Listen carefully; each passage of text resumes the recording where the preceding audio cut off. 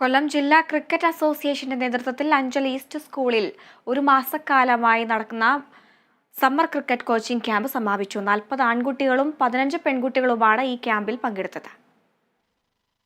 കൊല്ലം ജില്ലാ cricket association കഴിഞ്ഞ 22 വർഷമായി നടത്തിവരുന്ന ക്രിക്കറ്റ് ക്യാമ്പിൽ നിന്ന് നിരവധി സംസ്ഥാന താരങ്ങൾക്കും സർവകലാശാലാ താരങ്ങൾക്കും ജന്മം നൽകിയിട്ടുണ്ട്.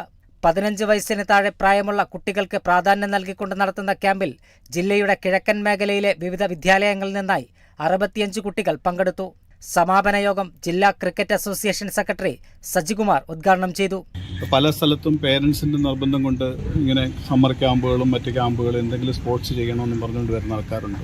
കുട്ടികളെല്ലാം വളരെ വണ്ണം വെച്ച് പോകുന്നു, വീട്ടിൽ ഇരുന്നവന് വളരെ ഇതായിട്ടിരിക്കണമെന്ന് പറഞ്ഞിട്ട് കൊണ്ടുവരുന്നവരുണ്ട്.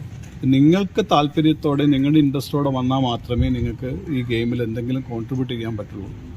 അല്ലാതെ പേരൻസിൻ്റെ നിർബന്ധം കൊണ്ടോ അല്ലെങ്കിൽ സുഹൃത്തുക്കൾ പോകുന്നത് കൊണ്ടോ ക്യാമ്പിൽ വന്നിട്ട് കാര്യമില്ല.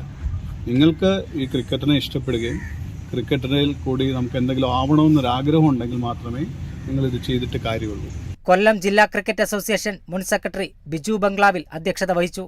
Coach Sudheesh, assistant coach Gokul എന്നിവർ സംസാരിച്ചു. കേരള വിഷൻ ന്യൂസ്, കൊല്ലം.